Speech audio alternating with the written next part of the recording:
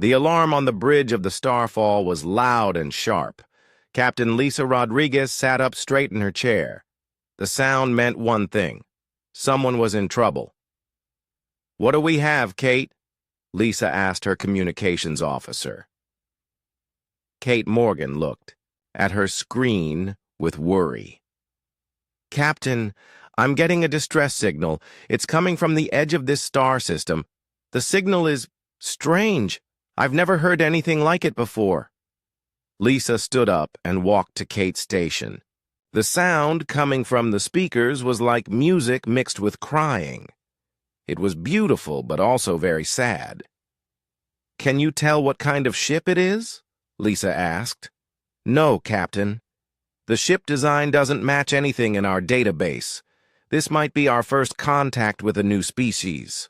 Dr. Amanda Wells heard this from her station at the back of the bridge. She was the ship's doctor and scientist who studied alien life. Her heart started beating faster. Meeting a new alien race was what she had dreamed about her whole life. "Captain," Amanda said, walking forward, "if this is first contact, we need to be very careful. We don't know if they're friendly or dangerous." Lisa nodded. She had been a ship captain for 10 years, but she had never met aliens before. No human had. Earth had been looking for other life in space for hundreds of years, but this was the first real contact. "Set course for the signal," Lisa ordered, "but keep our weapons ready just in case." The Starfall was a good ship. It was built for exploring space and meeting new life forms. The crew had trained for this moment, but training was different from the real thing. As they got closer to the signal, they could see a ship on their main screen. It was like nothing they had ever seen. The ship looked like it was made of silver glass. It was long and thin, with curves that reminded Amanda of a swan's neck. Strange blue lights moved along its surface like living things. "My God," whispered Maya Thompson, the ship's security chief. "It's beautiful." The alien ship was also badly damaged. Parts of it were torn open, and the blue lights were getting dimmer. "Captain," said Sophie Blake, the ship's engineer, "that ship is dying. Their power is failing fast. If we don't help them soon, everyone on board will die." Lisa made her decision quickly. "Kate, send them a message. Tell them we want to help. Use every language we know and try to make it sound friendly." Kate worked at her station, sending the same message in dozens of Earth languages. She also sent pictures that showed the Starfall helping the damaged ship. For a long minute, nothing happened. Then the alien ship sent back a signal. It was that same musical crying sound, but now it seemed to have words in it. "I think they're trying to talk to us," Kate said. "The computer is working on translating it."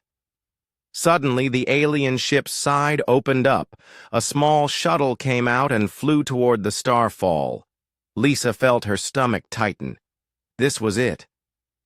The moment that would change everything for the human race. "Let them dock in Shuttle Bay 2, Lisa ordered. "Amanda, Maya, come with me. Sophie, keep working on their main ship.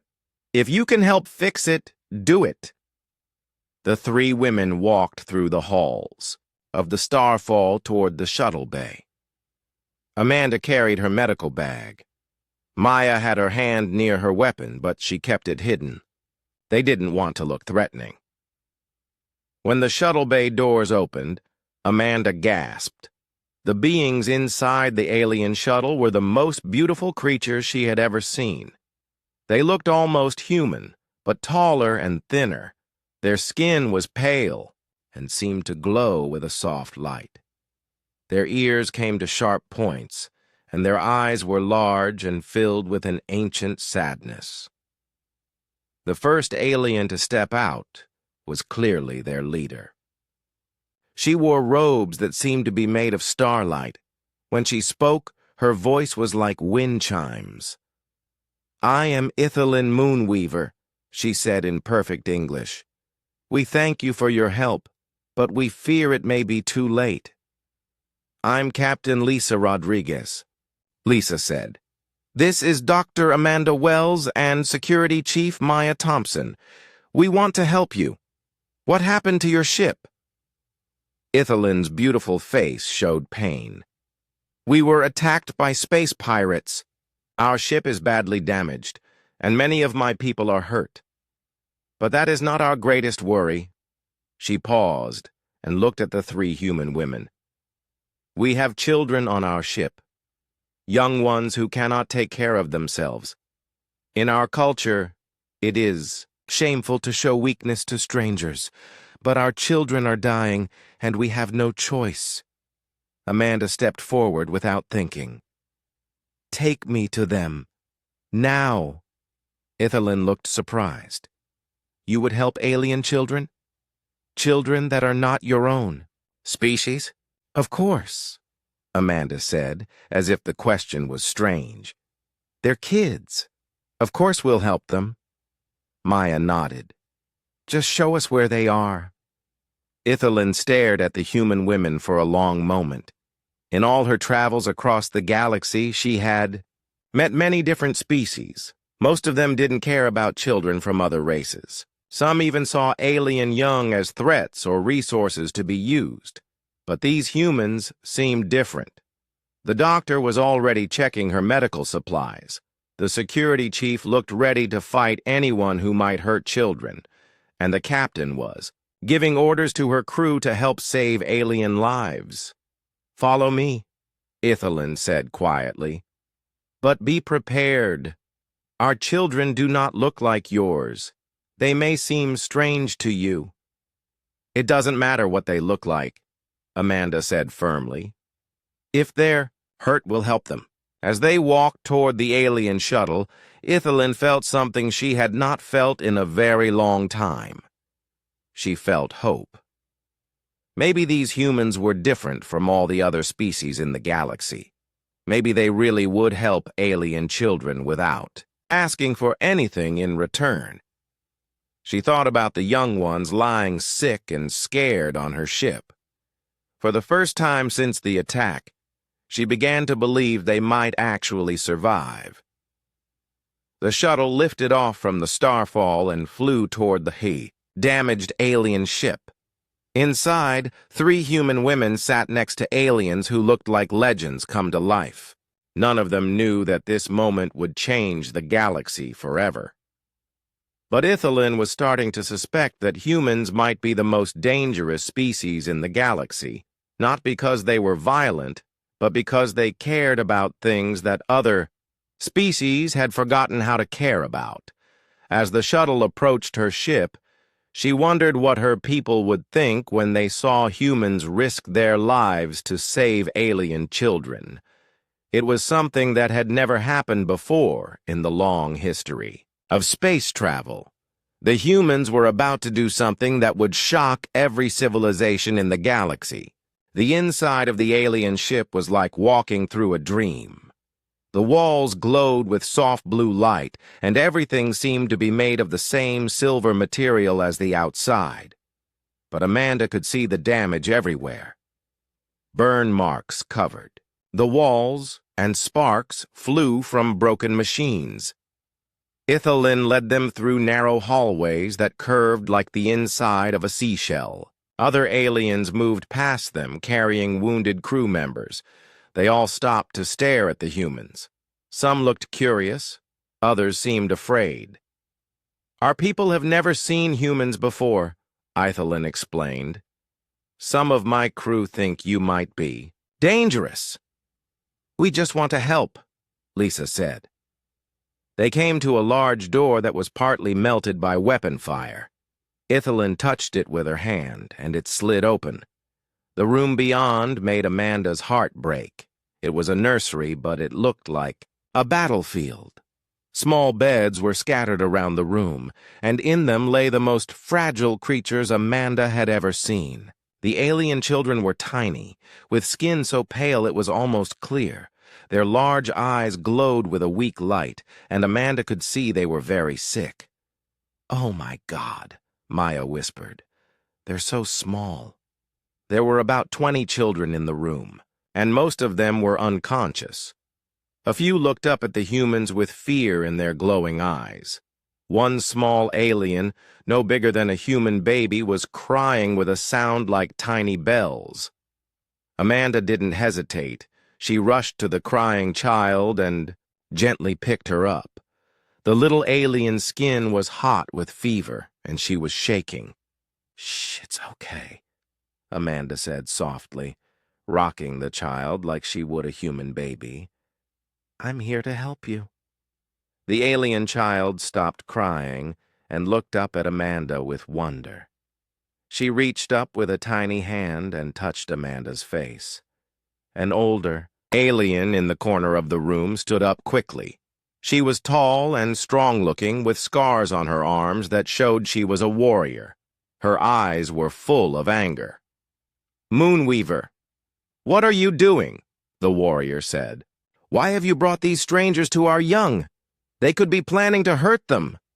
"Velana Starforge, please calm yourself," Ithelin said. "These humans came to help us." Velana pointed at Amanda, who was still holding the sick child. "Look at her. She touches our young without permission. In our culture, only family should handle children." Amanda looked confused. "I'm sorry, I didn't know. But this baby is sick. She needs help right now."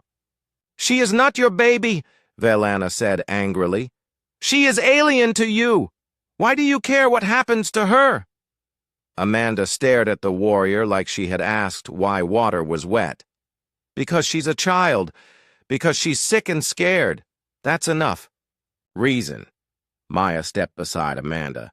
"Where I come from, we protect kids, all kids. It doesn't matter what they look like." Velana looked shocked. In all her years of traveling the galaxy and fighting wars, she had never heard anyone say such a thing. Most species barely took care of their own children. The idea of protecting alien young was completely new to her. Ithelin watched the humans with growing amazement. The doctor was now checking each child, using strange human medical tools. The security chief was helping to move the sickest children closer to Amanda, and through the radio, she could hear the human captain giving orders to her crew. "Sophie, I need you to fix their life support systems right now." Lisa's voice came through the communicator. "Focus on the children's area first. Everything else can wait." Back on the Starfall, Sophie Blake was already putting on her spacesuit. She had been an engineer for 15 years, but she had never worked so hard to fix something. The thought of alien children dying because she wasn't fast enough made her work like her life depended on it. Kate Morgan was also busy. She was trying to learn the alien language as quickly as possible. She wanted to talk to the children, to tell them they would be okay. She had found out that the aliens called themselves the Velnari, and their children were called Little Lights. On the alien ship, Amanda was making amazing discoveries. The Velnari children were very different from human children, but they were also surprisingly similar. They got scared when they were alone. They felt better when someone held them. They liked soft voices and gentle touches. One small boy who looked about 5 years old in human terms grabbed Amanda's finger and wouldn't let go. His eyes were huge and filled with tears. "What's wrong with him?" Amanda asked Ithelin. "He watched his parents die in the attack," Ithelin said sadly. "He has not spoken since then.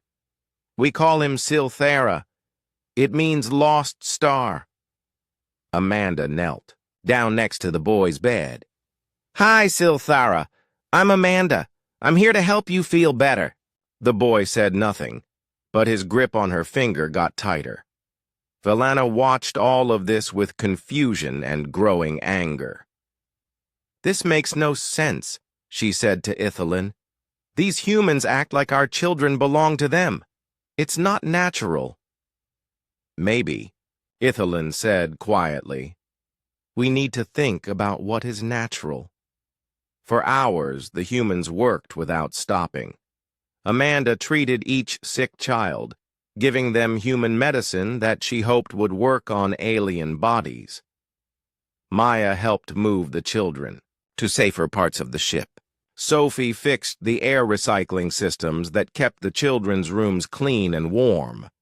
The most amazing thing to the Velnari was that the humans never asked for anything in return. They didn't want money or technology or political favors. They just wanted to help the children get better. As the day went on, more human crew members came over to help. Rachel Kim, the communications officer, brought toys and games from the human ship. The alien children had never seen human toys before, but they seemed to understand that these colorful objects were meant to make them happy. Kelly Martinez, the ship's nurse, worked alongside Amanda. She was amazed at how quickly she bonded with the alien children. One little girl with silver hair kept following Kelly around, holding onto her uniform. I think she's adopted you, Amanda said with a smile. That's fine with me, Kelly replied, picking up the child. She's precious. But not all the Velnari were happy about what was happening. Some of the older aliens gathered in another part of the ship to talk. This is wrong, one of them said. We should not let aliens handle our young. What if they're planning to steal them? What if they want to study them like laboratory animals? Said another. Velana was the loudest voice of all. I have fought wars across the galaxy, she said. I have seen dozens of alien species. None of them have ever cared about children that weren't their own. These humans must have some hidden plan. But even as she said this, Velana was starting to have doubts. She had been watching the humans all day, and their behavior was very strange. They seemed to really care about the Velnari children. The doctor had been working for 12 hours straight without rest. The security chief had given her own food to hungry children. The engineer had fixed their ship's systems better than they had ever worked before. Late that night, Velana found herself standing in the doorway of the nursery. Most of the children were sleeping peacefully for the first time since the attack. Amanda was still there, sitting beside little Silthara's bed. The boy was finally sleeping, but he was still holding her hand. Why? Velana asked quietly. Amanda looked up. Why what? Why do you care? They're not your species. They're not your responsibility.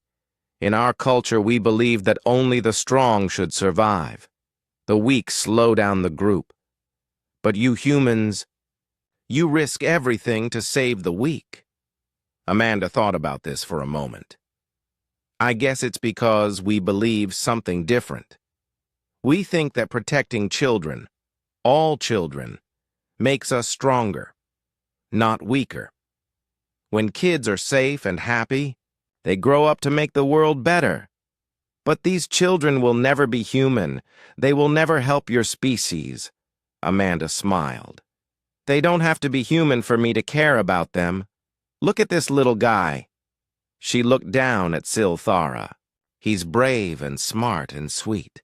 The universe is a better place with him in it. Velana stared at the human doctor for a long time. Everything she had learned in her long life told her that this was wrong. Species should only care about their own kind. But watching the humans work, seeing how much they cared, was making her question everything she believed. Maybe the humans were right. Maybe caring about all children was what made a species truly strong. As she walked away, Velana made a decision. She would send a message to the Velnari homeworld. She would tell them about these strange humans who risked their lives to save alien children. She had a feeling that this news would change everything. 3 weeks had passed since the rescue, and the news about humans was spreading across the galaxy faster than anyone expected. On the Velnari homeworld, the Council of Elders sat in their crystal tower, reading reports that seemed impossible to believe. Ancient One Mordain Whisperwind was the oldest of the elders. She had lived for over 1,000 years, and had seen many strange things. But the reports about humans made her question everything she knew about the galaxy. "Read it again," she said to her assistant. "The humans worked for days without rest to save our children. They gave their own food to hungry young ones. They fixed our ship before fixing their own. When offered payment, they refused. They said that helping children was payment enough." Mordain shook her head. "This cannot be true. No species acts this way. Send the message to our allies. Ask them what they know about humans." The message went out to 12 different species across the galaxy. The answers that came back were all the same. "We have never heard of this human race. This behavior sounds impossible." The Zephyrian Empire sent back a particularly harsh message. "Any species that wastes resources on alien, young is weak and stupid. If these humans exist, they will not survive long in the galaxy." But Mordain was not satisfied with these answers. She decided to test the humans herself. If they really cared about alien children, she would find out how far that caring would go. She sent a secret message to Captain Zektar of the merchant vessel Night Wind. The message was simple.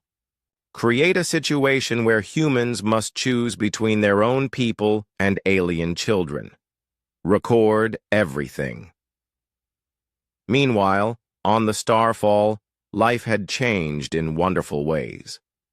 The Velnari children had recovered from their injuries, but many had become attached to their human rescuers. Little Silthara followed Amanda everywhere, and the silver-haired girl had practically adopted Nurse Kelly. Captain Lisa was in her office when Kate Morgan rushed in with urgent news. "Captain, we're getting a distress signal. It's from a civilian transport ship. They say they're under attack by pirates." Lisa jumped up. "Where are they?" "In the Kepler system, about 6 hours away.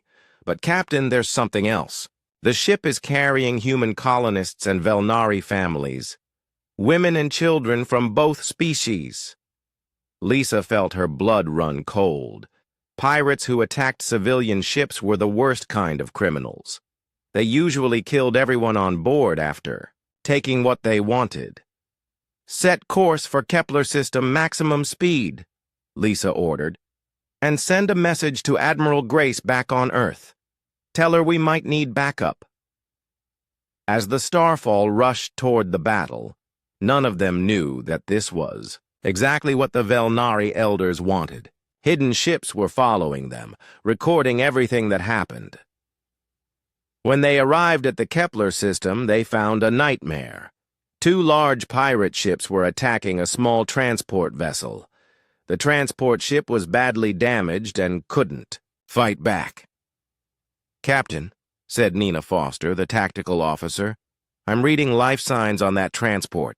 Lots of them. And they're all human and Velnari families." Lisa studied the battle on her screen. The transport ship was dying. In maybe 30 minutes, everyone on board would be dead.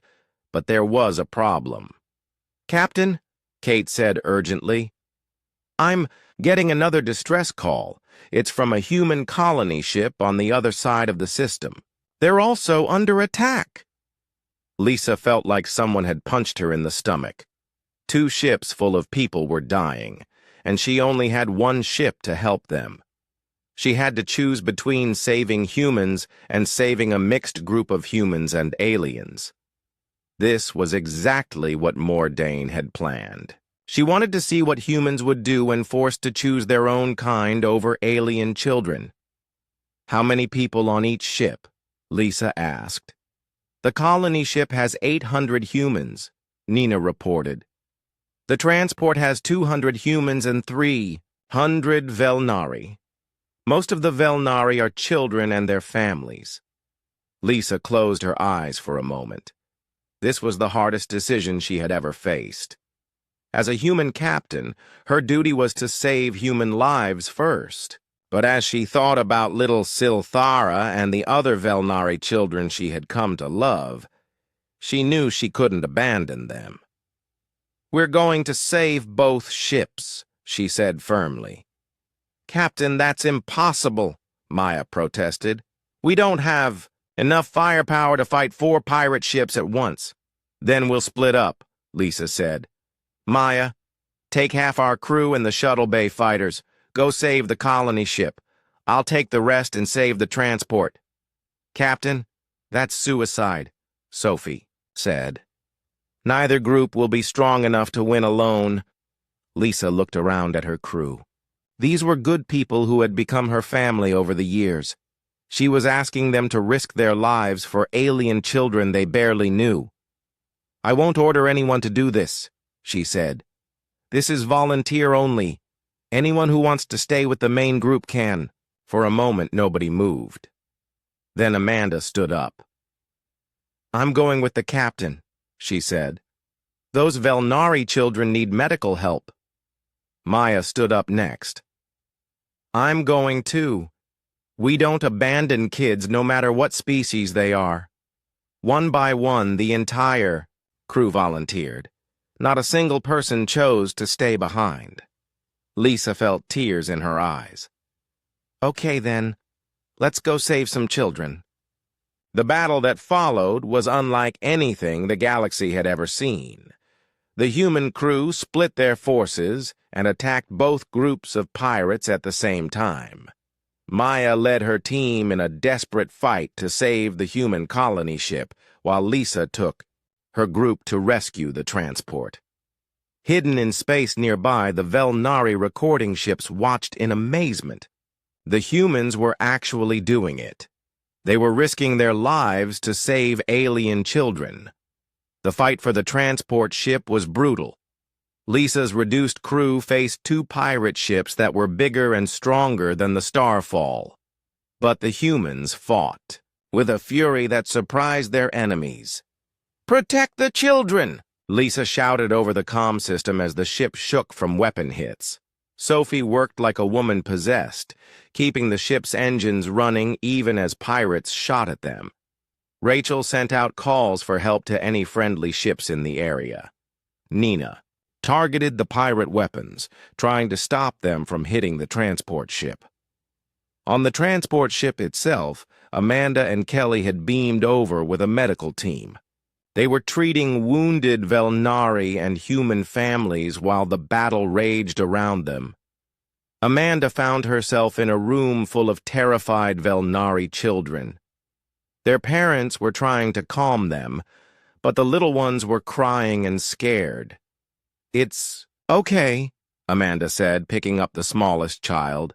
"The nice humans are here to save you."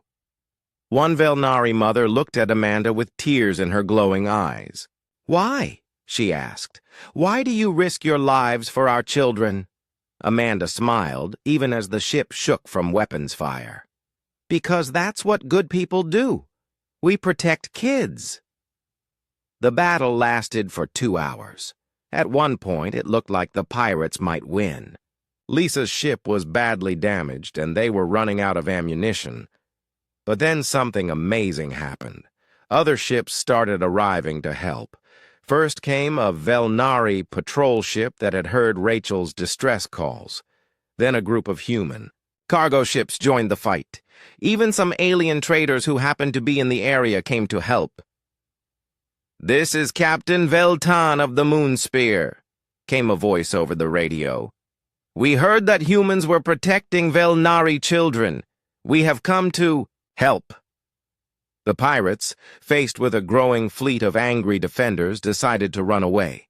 They had expected an easy fight against civilian ships, not a battle against people who would die to protect children. When the fighting was over, Lisa's crew was exhausted but victorious. Both the human colony ship and the transport ship were saved. Not a single child had died. As the rescue ships began helping the survivors, Lisa got a message that shocked her.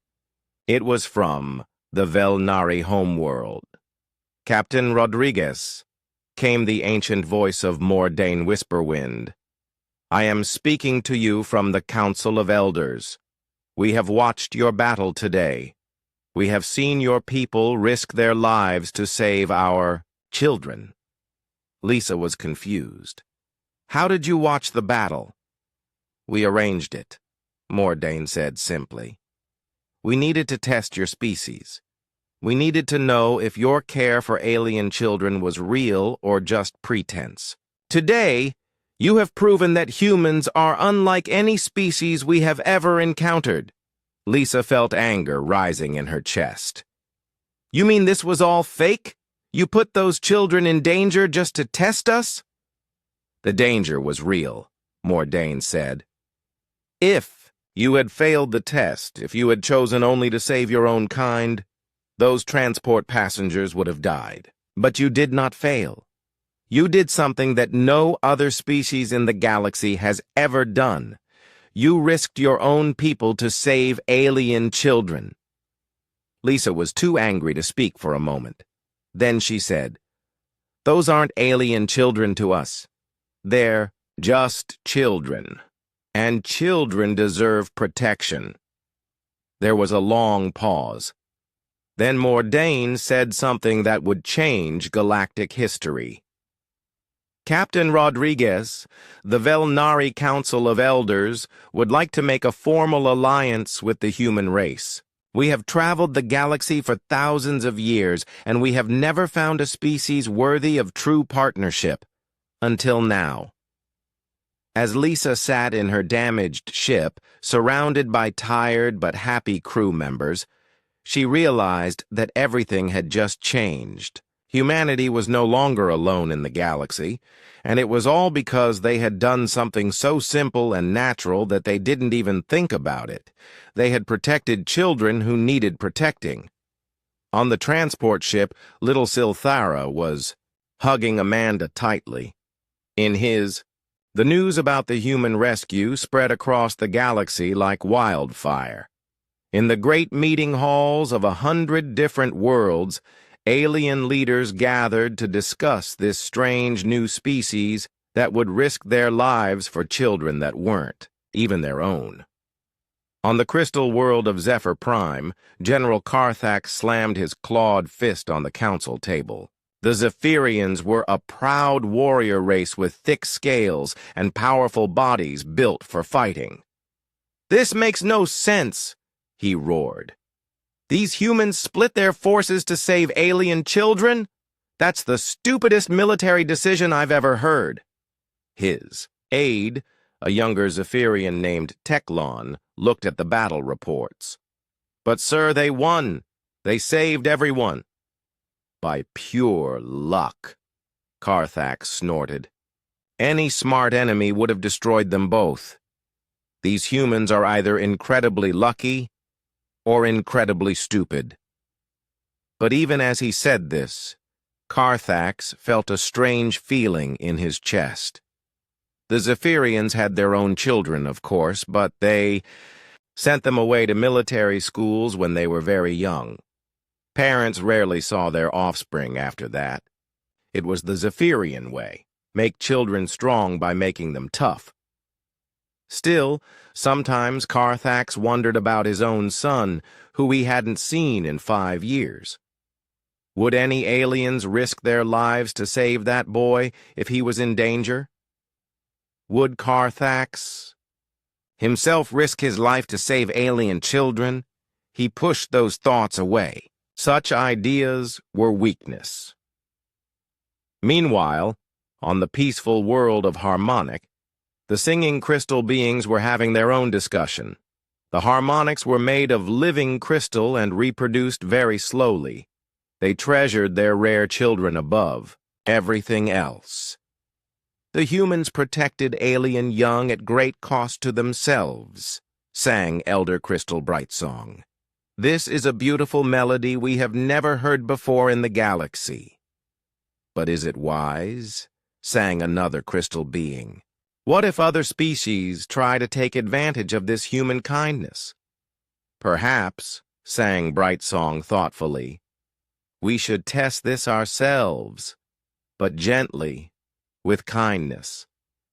Far away, Dr. Amanda Wells was working in her new laboratory on the joint Human Valnari Space Station. The station had been built quickly after the alliance was announced. Humans and Valnari were working together to study each other's science and culture.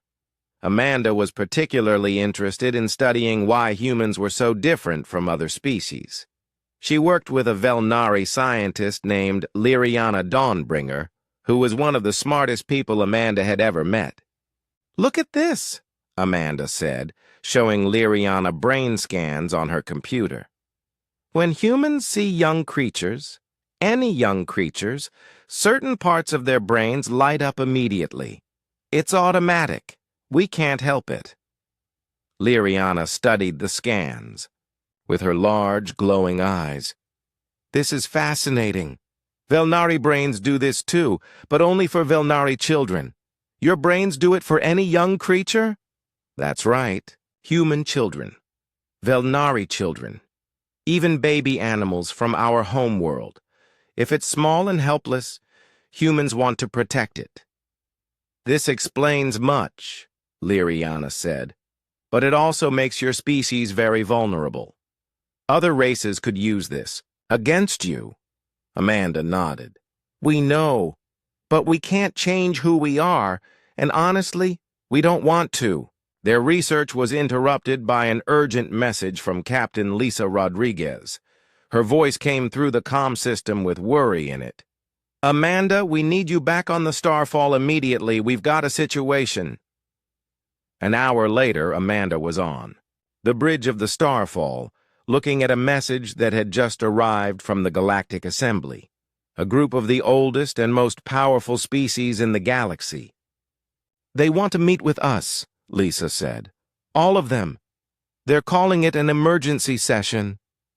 "What kind of emergency?" Amanda asked. "They want to discuss the human problem," Lisa said with a bitter smile. "Apparently, our habit of protecting alien children is causing problems across the galaxy." The message was from Ambassador Zektar Ironscale, representing the Galactic Assembly. It was formal and cold. "The humans will present themselves before the Assembly within 10 solar cycles. The question of human interference in galactic natural selection must be addressed immediately." Natural selection? Maya Thompson, who had just arrived on the bridge, looked angry. "They're talking about letting children die like it's some kind of science experiment." Lisa sighed. "Get ready, everyone. We're going to the galactic capital, and I have a feeling this won't be a friendly meeting." The trip to the galactic capital took 5 days. During that time, more messages arrived from different species. Some were supportive. The Harmonics sent a beautiful crystal sculpture as a gift. The peaceful Lotus people offered to speak on humanity's behalf, but other messages were threatening. The Zephyrian Empire demanded that humans stop interfering with natural galactic order. A group called the Survival Alliance said that humanity's weakness was making other species soft and vulnerable. When they arrived at the galactic capital, Amanda was amazed by what she saw. The station was enormous, bigger than most cities. Ships from dozens of different species were docked there. Some looked like the beautiful Valnari vessels, while others were ugly and warlike. The assembly hall was a huge circular room with representatives from 47 different species. Some were humanoid, like the Valnari, others were completely alien. Floating gas clouds, walking crystals, and things that Amanda couldn't even begin to describe. Lisa, Amanda, and Maya sat at a table in the Center of the room, feeling very small and alone, Ambassador Ironscale stood up to speak. He was a massive Zephyrian with dark scales and glowing red eyes. His voice echoed through the hall. We are here to discuss the human species and their dangerous behavior. These humans have been interfering with the natural order of the galaxy. They protect alien young that should be left to die. They risk their own people for the sake of weak creatures from other species. He pointed at the 3 human women. This behavior is unnatural and dangerous. If it spreads to other species, it will make the entire galaxy weak. We must decide what to do about the human problem. A murmur went through the assembly. Some species agreed with Ironscale, others seemed uncertain. Then Ithelin Moonweaver stood up. She was representing the Velnari, and her voice was clear and strong. Honored representatives, she said. I have lived among humans for several weeks. I have seen their behavior with my own eyes. Yes, they protect alien children. But this does not make them weak. It makes them stronger than any species I have ever encountered. How can protecting the weak make anyone strong? Demanded General Carthax, who was also at the meeting. Ithelin smiled. Because, General, when you protect all children, those children grow up to protect you in return. The humans have already gained allies across the galaxy simply by being kind to our young. How many allies have the Zephyrians gained through strength alone? This caused an argument to break out across the hall. Some species shouted at each other in languages that the translation machines couldn't handle. Finally, the assembly leader, an ancient being called the Timekeeper, raised one of his many arms for silence. The humans will speak for themselves, the Timekeeper said in a voice like distant thunder. Tell us, humans, why do you protect alien young? Lisa stood up slowly. She looked around the hall at dozens of alien faces, some friendly, some hostile, most just curious. We protect children, because that's what good people do, she said simply. It doesn't matter if they're human children or alien children. If a child is in danger, good people help them. That's not weakness. That's what makes life worth living. But what do you gain from this? Asked a representative of the Traders Guild. What profit do you make? Amanda stood up next to Lisa. We don't do it for profit. We do it because it's right. Every child that grows up safe and happy makes the universe a better place. Even if that child belongs to a species that might become your enemy someday? Asked Ironscale. Maya stood up with her friends. Especially then. If we show kindness to their children, maybe they won't want to be our enemies. The hall fell silent. This was a completely new idea to most of the species there. The concept of preventing wars by being kind to enemy children was so strange that many representatives couldn't even understand it. Then something unexpected happened.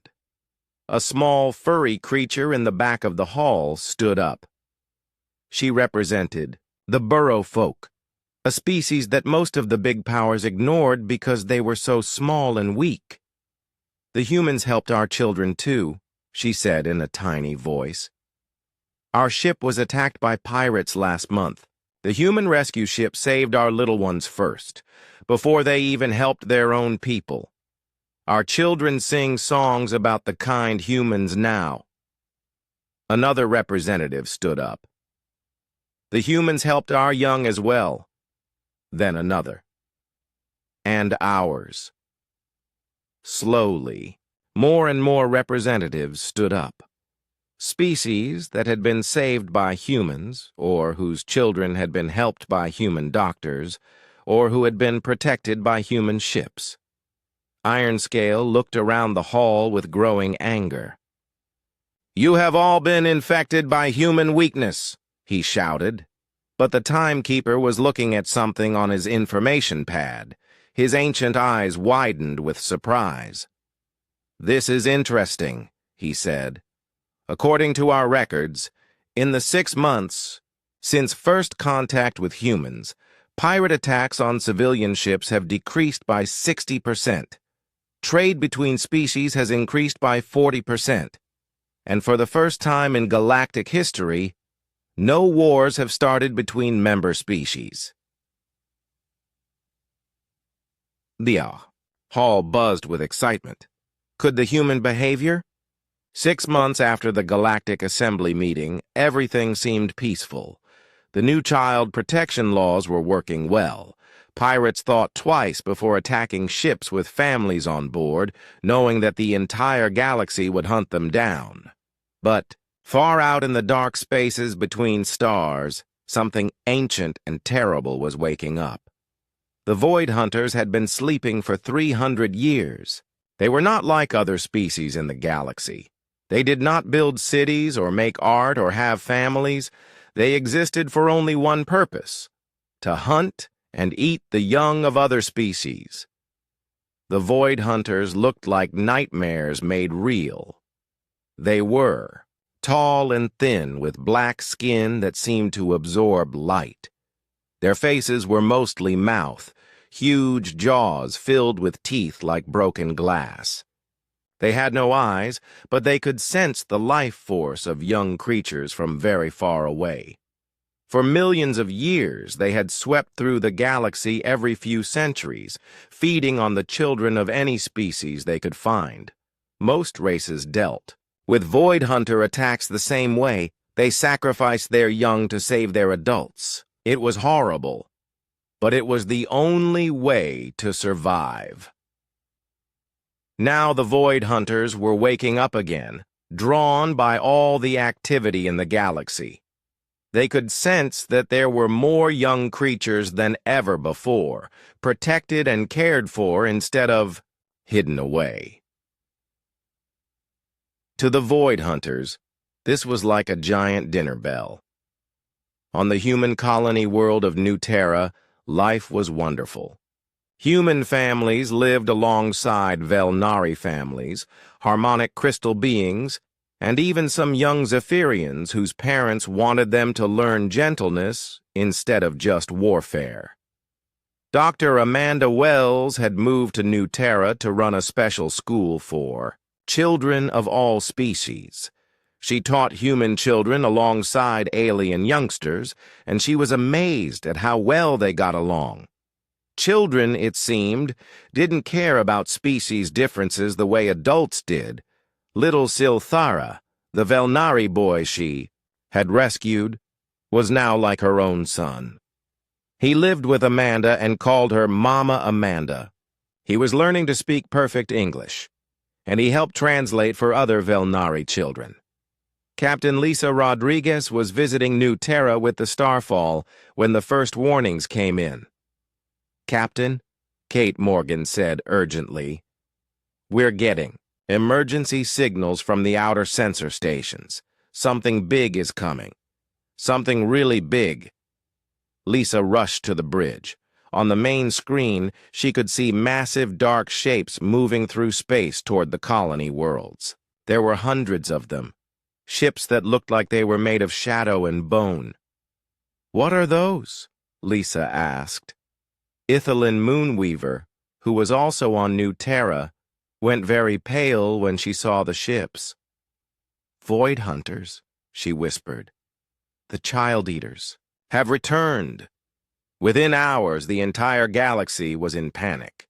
The Void Hunter fleet was enormous, bigger than anyone had ever seen before. They were heading straight for the systems with the most children. Emergency meetings were held on every world. The old-timers, the species who remembered previous Void Hunter attacks, all said the same thing. Give them what they want. Sacrifice the children so the adults can live. But when this suggestion reached the human worlds, the response was immediate and furious. "Absolutely not," Admiral Grace Patterson said during an emergency video call with galactic leaders. "We don't sacrifice children. We protect them." "You don't understand," pleaded Ambassador Ironscale. He had become more friendly to humans since the assembly meeting, but he was still practical. The Void Hunters cannot be defeated. They are too strong, too many. The only way to survive is to give them some children so they leave the rest alone. Then we'll find another way, Lisa said firmly. We'll evacuate the children, all of them. Evacuate them where? Asked Lyriana Dawnbringer.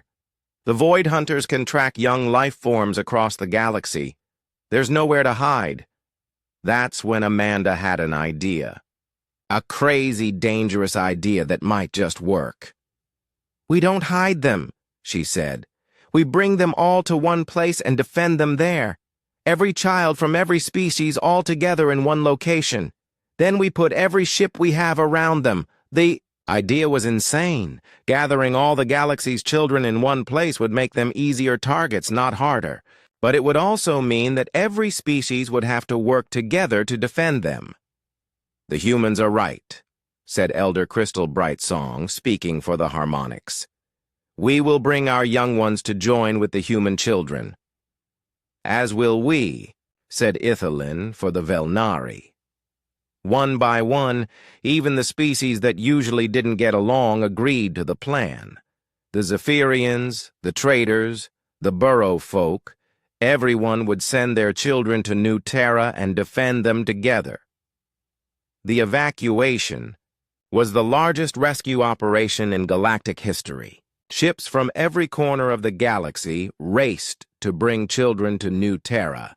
The planet's surface became a giant playground where human children played alongside young Zephyrians, tiny harmonic crystals, and creatures from dozens of other worlds. Amanda found herself in charge of the largest nursery ever created. She had thousands of volunteers helping her. Parents from every species working together to keep their children safe and happy. It's beautiful, she said to Maya Thompson, who was helping organize the defenses. Look at them play together. They don't see differences. They just see friends. Maya smiled, but her expression was worried. Let's hope we can keep them safe.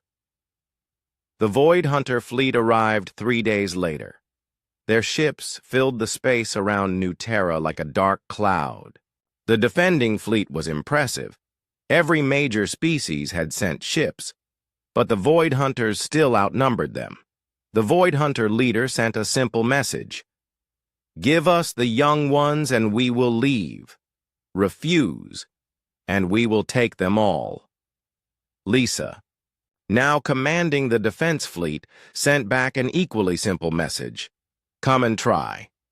The battle that followed was unlike anything the galaxy had ever seen.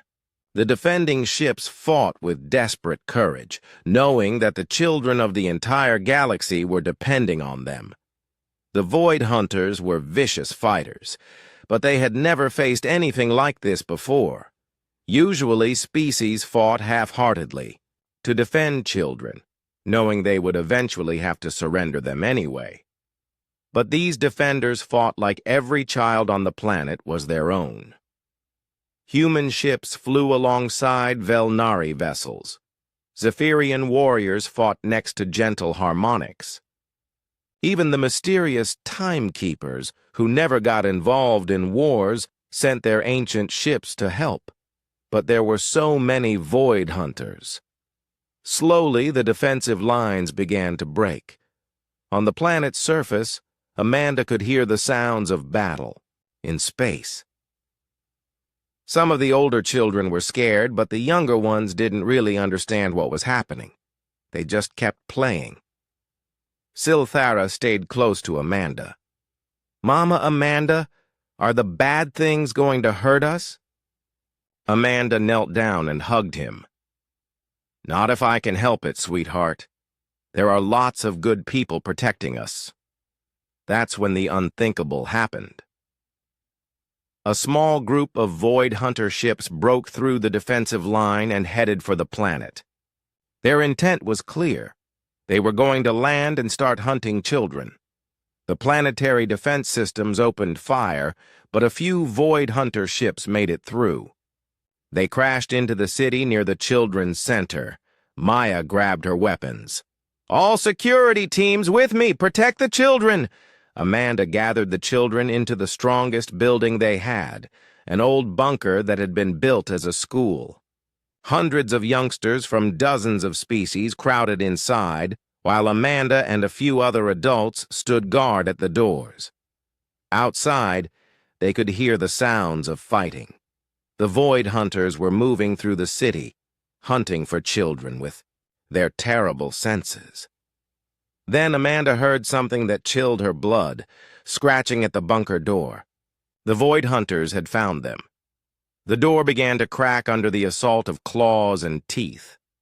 Amanda stood in front of the children with only a small weapon in her hands. "Stay behind me," she told the children.